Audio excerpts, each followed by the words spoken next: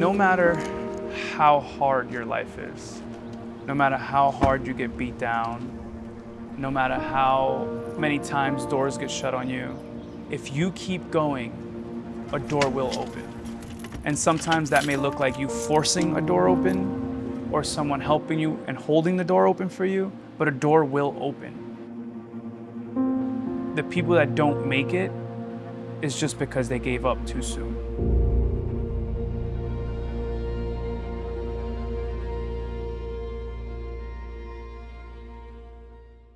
So you'll do 42 pull-ups, 42 lunges, 30 pull-ups, 30 lunges, 18 pull-ups, 18 lunges, all right? How you feeling? Tired? Body's feeling all right though? Yeah, I feel it. Yeah? That thing I had last week, I was tired doing pull-ups. I think the lunges you could probably get away with doing if you want to keep that number for the lunges. Yeah. But maybe we'll do... Oh, I can do the pull-ups, I can do 30, 20, 10. Right, so we'll go 30, 20, 10 for your pull-ups and we keep the normal reps for your lunges. My name is Mike Rosa. I am the owner of Black Bear Athletics. I am from Hempstead, New York. I was raised by two 100% Guatemalan parents, immigrants who came to this country for a better life. Con las caderas, pero tira con las caderas. Cuando levantes las piernas, tíralas para abajo. Eso, así. My dad was a construction worker, and my mom was a factory worker. She worked at a candy cane factory making candy canes. We grew up poor. We don't say that. You know, like people talk about the grind all the time, right? The grind don't stop and all these quotes and saying, and you get to see what the grind actually is.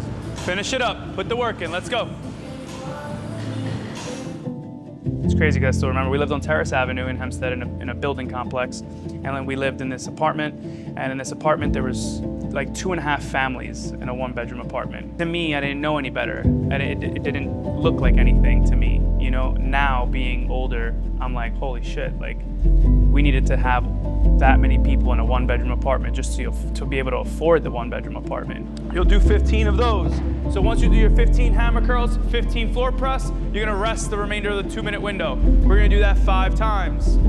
I think what did it for me was our house got broken into. So we got home one day, my mom picked us up and it was me and my sister, and me and my sister would fight to who was gonna go open the door first, and my sister ran to go open the door, and the door was open, and she comes out screaming and crying that everything was gone. And I remember walking into the house, and literally everything was gone. TVs, radios, VCRs.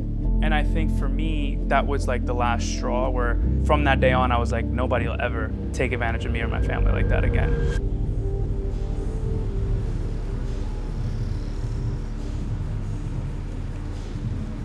Let's see, the Grid League, formerly known as the NPGL, National Pro Grid League, is a team-based fitness sport that combines elements of CrossFit, Olympic weightlifting, gymnastics, powerlifting, and HIIT, but with a fast-paced, strategic, and spectator-friendly twist. Team fitness racing. 2 teams, usually co-ed, race head-to-head through a series of workouts called races on a grid match. Each match is made up of multiple events or races testing strength, speed, agility, endurance, and skill. Yeah, so pretty much what I just said. But yeah, so it's fun, man. It's fun. I've been competing in CrossFit for a little while. Never made it to like the games or anything, you know. But in my head, this is like this season is my games, right? When I do Monster Games or Metcon Rush, Battle by the Bay, Fittest of the Coast, Fight for the Fittest, all these comps that I go to, like they're my games. You know, it's what I train for. Check this belt out. It's the Guatemala flag, and then my gym. Herd made this for me, custom. He's a really good dude too. Like, just like an overall, like, genuine dude, you know? Like, I love seeing guys who come from like different paths and like creating their own business and then watching them flourish. It's super dope. You know when somebody's been through something, you know, you can tell their grind is just different. You know, somebody who was handed everything their whole life, they'll never grind like somebody who didn't have anything and had to find everything. You have to have nothing to know what that's like. You know, like when you've had everything, you don't fear losing anything because you've always had it. You know, you've never known what it's like. But when you've come from not having it and you know what that tastes like, you know what that feels like, and you never want to go back there again, you do everything in your power never to go back there again. what you become because of what you had to go through. It's a little different to adapt that way, you know? So I think that because of all the trials and tribulations that I've gone through and I've had, that's what made me so resilient. I've been through some shit where like, I didn't think I was gonna make it out of. Like, dude, I was walking to school one day and got my shoes taken off my feet by 3 dudes in a car. I think it made me who I am today as far as being tough, but I also feel like I've been in fight or flight mode my entire fucking life.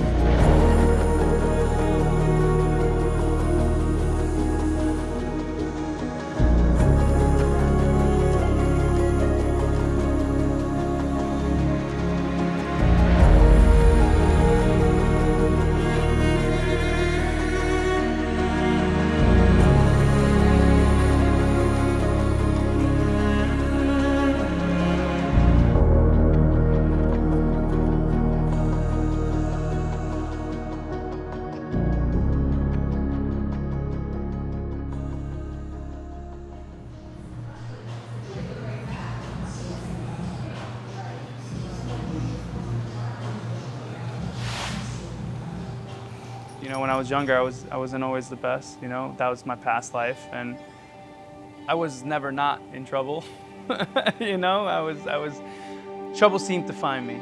I had to join the military or I was gonna end up in jail. 110% I was gonna end up in jail. I know it wasn't the case now because of who I am today, but then I felt like, of course, something else negative to me, right? Like it was just like, something was just keeping me in that negative space, trying to, like, bro, you belong in jail, or you belong doing whatever they're doing, or selling drugs, or whatever your friends are doing, or it felt like something else trying to pull me back. So, I mean, I like to take class whenever I get a chance to. Unfortunately, because I coach a lot of the classes, I can't jump into class. But whenever I have another coach coaching and I have the availability to switch my schedule, I try to take it. Right now, I'm doing it like, I'd say once a week. I jump into class with everybody. It's nice to take class with all the members and, you know, so they know that I'm just a regular person like them, you know? I'm doing the same things they're doing. I'm not doing anything that they can't do. So I got out of the military, I was working in construction. I would work construction Monday through Saturday, and the second I was out of construction, it was partying. I was going out with my friends, drinking, eating, dinners every weekend.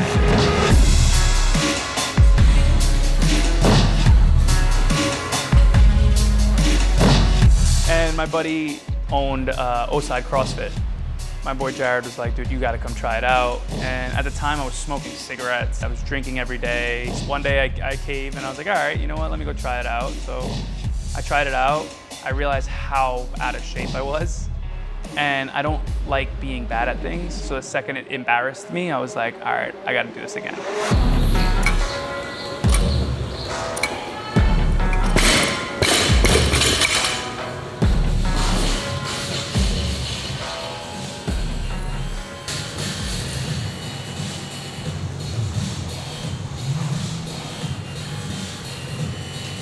That one.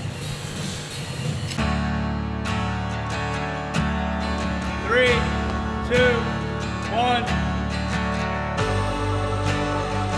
Hi, Keith. I see you. I see you. I never wanted to serve people, bro. I thought it was almost like, dude, you're a bitch for doing stuff for other people, right? Like, that's how I was raised, right? Like, friends that I hung out with, it was like, dude, you're gonna fucking do this for that person? Like, you're a bitch, dude. Let them do it on their own. Nobody did it for you, so you know? I don't look at things that way anymore, and yeah, I have a heart of service, and I'm here to serve whoever needs it. 12, you're almost done, hang in there. 13, let's go. Good job, guys.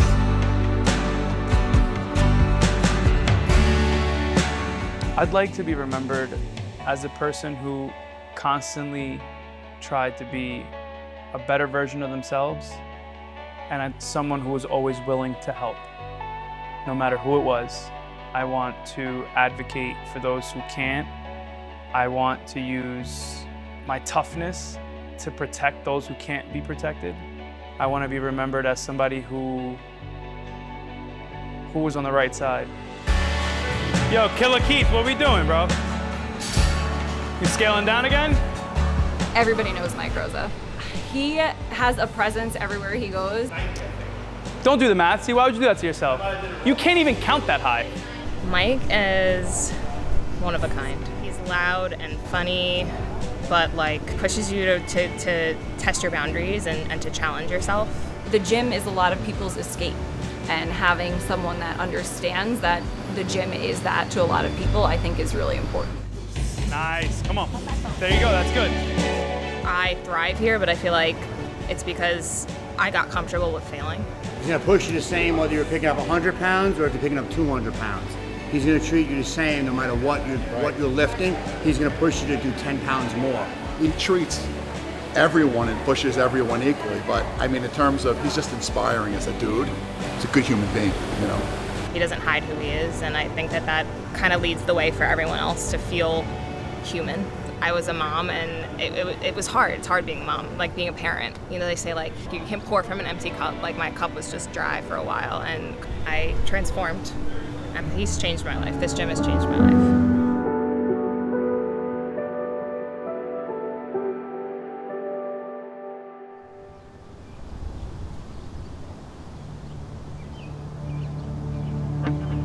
I think I keep going because of the people in my gym. I keep going because I have members in my gym who thought about committing suicide and then found this gym. I have members in my gym who weren't accepted somewhere else, and then for the first time they stepped in here and were accepted here. Or because there's single moms who need a break from the monotony in their life, or single dads. I think there's so many people that need a place like this, and that's why I do it the way I do it, and because I like to see myself get better at something. But the competitive thing can stop tomorrow, and I'd be okay with that, because I have a gym to run, and I have a home to keep open for members to keep coming to, and to keep active, and to have a place to come and relieve some stress. And you know, when they think that everything is wrong, if I can come in here and crack a joke and they smile for the first time all day, then like that's a win, that's a huge win. That's better than the CrossFit Games. No matter how hard your life is, no matter how hard you get beat down, no matter how many times doors get shut on you, if you keep going, a door will open. And sometimes that may look like you forcing a door open or someone helping you and holding the door open for you, but a door will open. The people that don't make it is just because they gave up too soon. I feel like everybody can make it. It just looks different. The road, the length of the road is different for everybody. I think everybody can make it. I would say just stay strong, stay hungry, and just keep putting one foot in front of the other.